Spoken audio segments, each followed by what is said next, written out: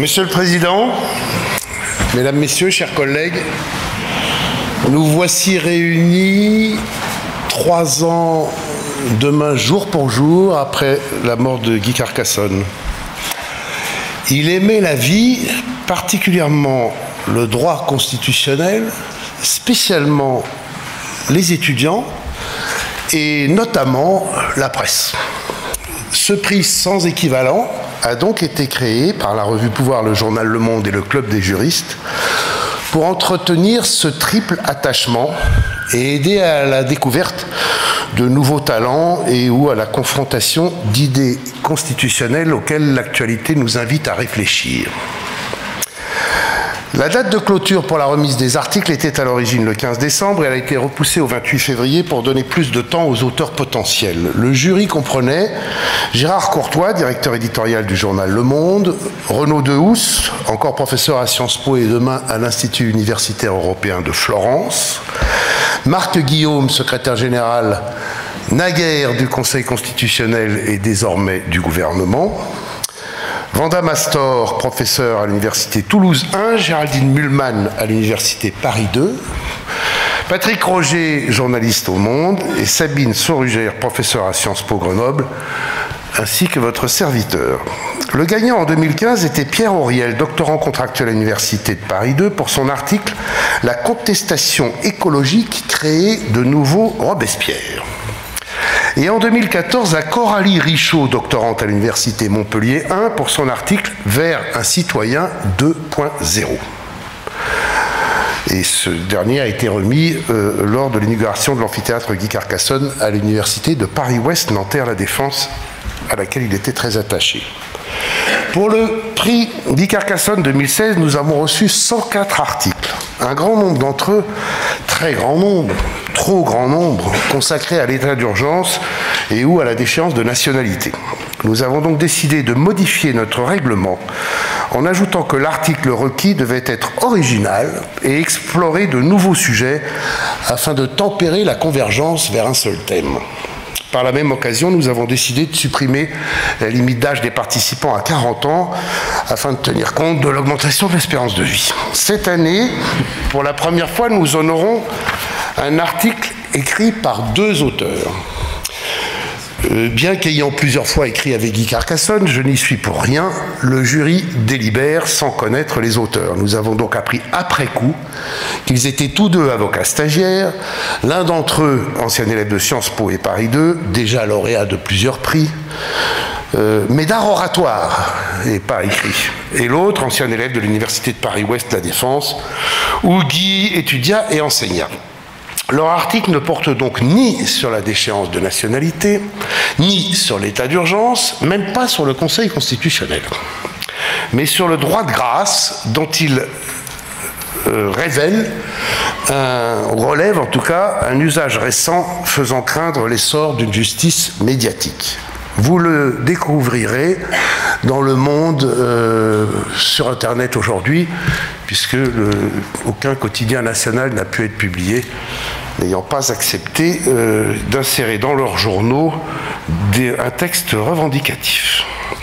Le prix Guy Carcassonne 2016 du meilleur article de droit constitutionnel. Olivier Duhamel a bien compris le rôle du président du Conseil constitutionnel.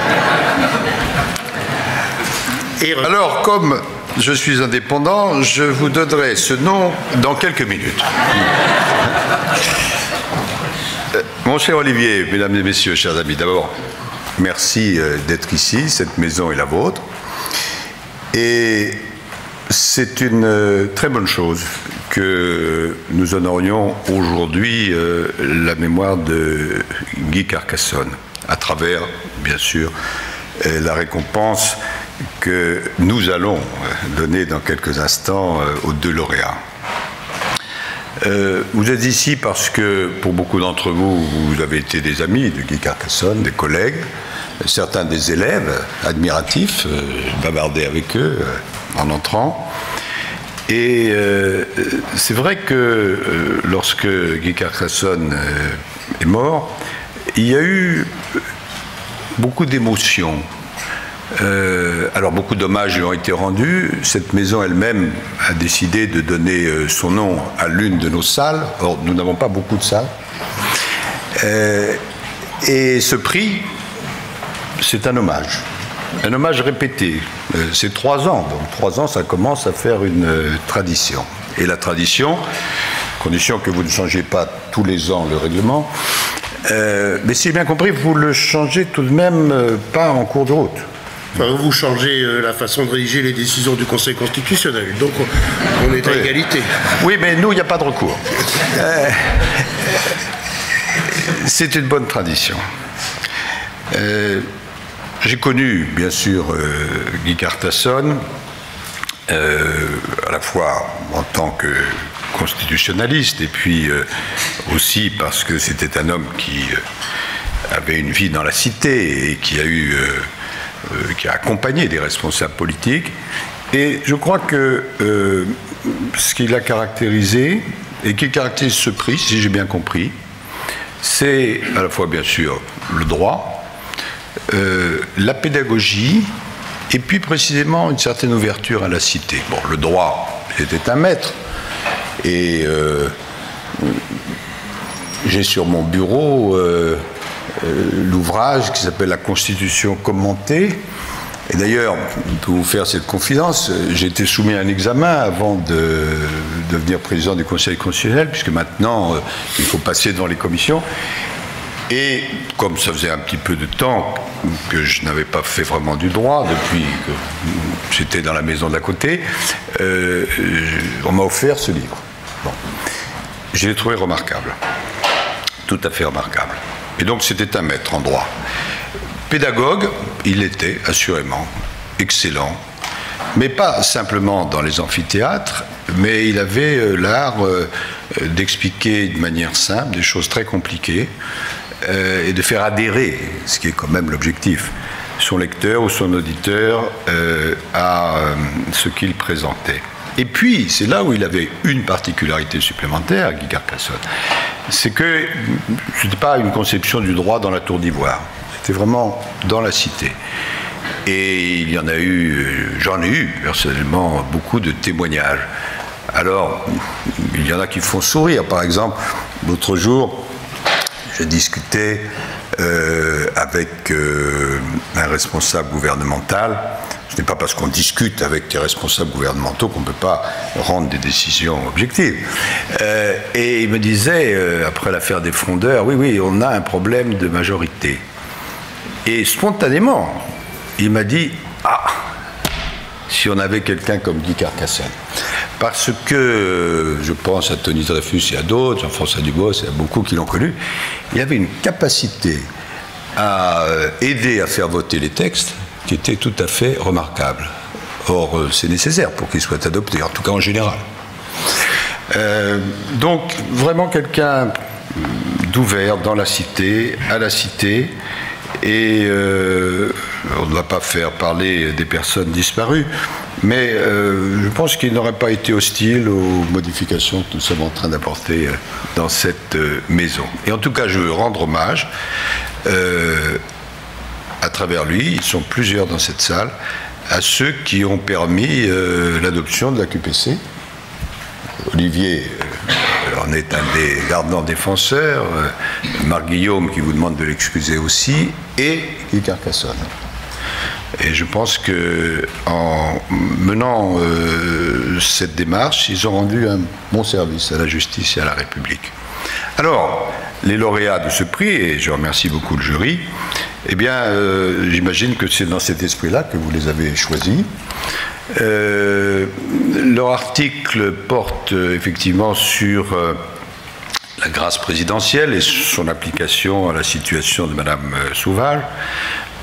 Dans justement la Constitution expliquée et commentée par Guy Carcassonne, il explique que le droit de grâce, c'est une soupape, je crois que c'est le mot qu'il utilise, une soupape républicaine à la justice.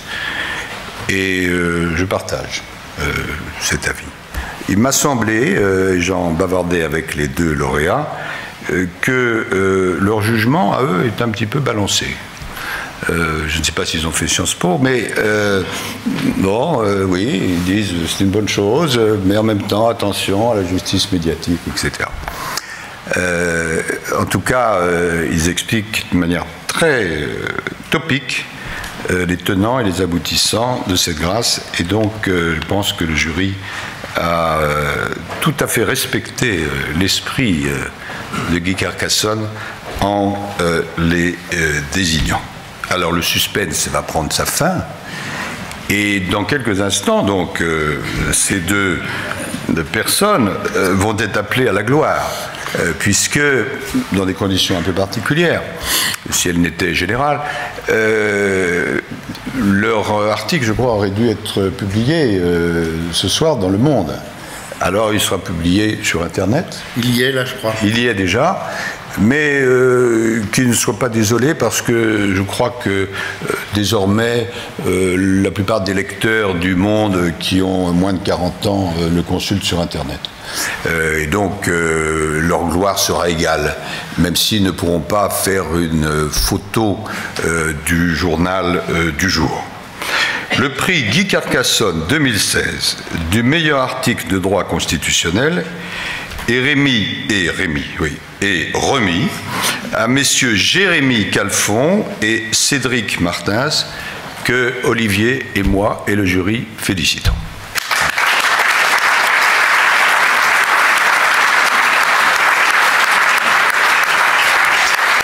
Bravo.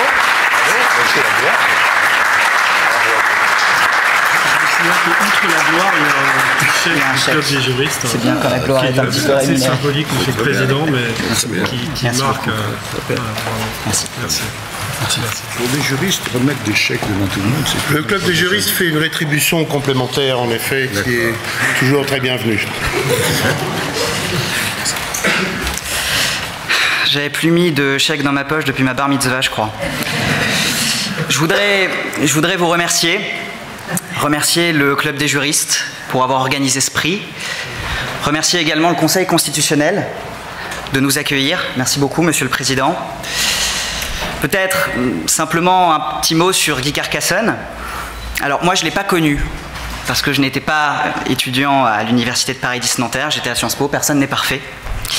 Et un jour, Cédric, qui était à l'université Paris 10, me dit « Jérémy, j'ai un prof exceptionnel, il s'appelle Guy Carcassonne, il enseigne le droit constitutionnel, tu devrais venir le voir. » À ce moment-là, moi je lui dis « Écoute Cédric, c'est très gentil, mais j'ai déjà un professeur remarquable qui s'appelle Olivier Duhamel, je ne vois pas bien l'intérêt d'avoir des doublons. » Mais bon, Cédric étant toujours de bons conseils, je décide de l'écouter.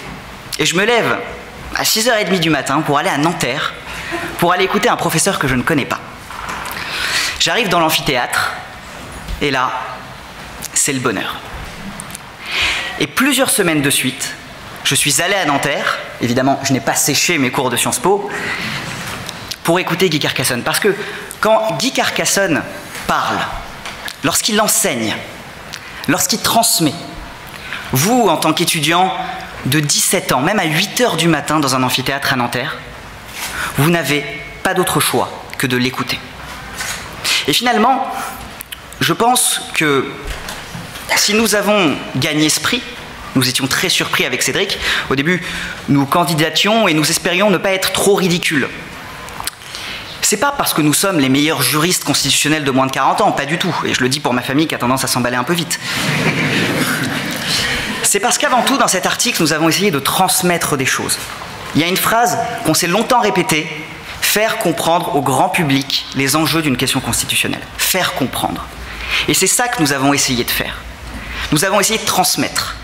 Et pour ça, parfois, de temps en temps, lorsque nous l'écrivions, nous avons essayé de nous mettre à la place de Guy Carcassonne et de se dire qu'est-ce qu'à notre place il pourrait écrire. Je vous remercie encore une fois.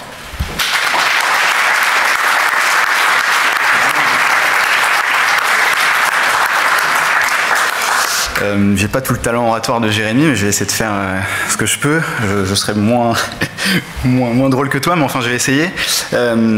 Écoutez, mesdames, messieurs, je vous rassure tout de suite, je vous épargnerai un long discours. Tout d'abord, je souhaiterais évidemment remercier monsieur le président du Conseil constitutionnel, Laurent Fabius, et monsieur le professeur Duhamel pour leurs mots et leur présence aujourd'hui. Je crois savoir, non, je le sais d'ailleurs, mais comme je l'ai écrit, je le dis, que monsieur le bâtonnier Caron ainsi que maître Dumontet, président et directeur de l'EDAC, de l'école des avocats du ressort de la Cour d'appel de Versailles, ont pu se libérer. Et je les remercie de leur soutien et de leur présence. Et remercie enfin toutes celles et ceux qui ont participé à l'organisation de ce prix, Guy Carcassonne, et vous tous qui êtes présents aujourd'hui. Pour tout vous dire, je suis assez ému aujourd'hui. Ému d'abord parce qu'il s'agit du prix Guy Carcassonne, un professeur dont j'ai suivi les enseignements pendant 2 ans, que j'admirais profondément. Mes amis qui sont ici pourront vous le dire, j'en étais fan, à tel point qu'ils m'ont offert un t-shirt il y a quelques années avec les inscriptions « J'aime Guy Carcassonne ». Et c'est vraiment vrai.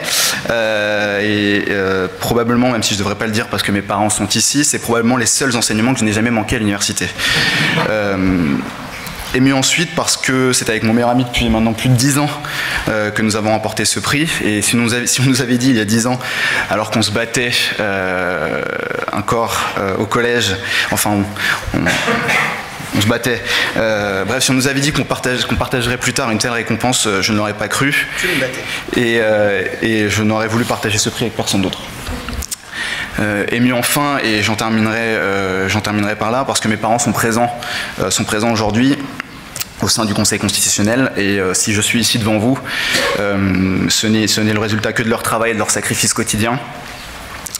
Depuis qu'ils sont arrivés du Portugal pour offrir une meilleure vie possible à leurs enfants. Et ils m'ont toujours appris et continuent de me prouver que si la chance aide parfois, le travail récompense toujours. Et je les remercie.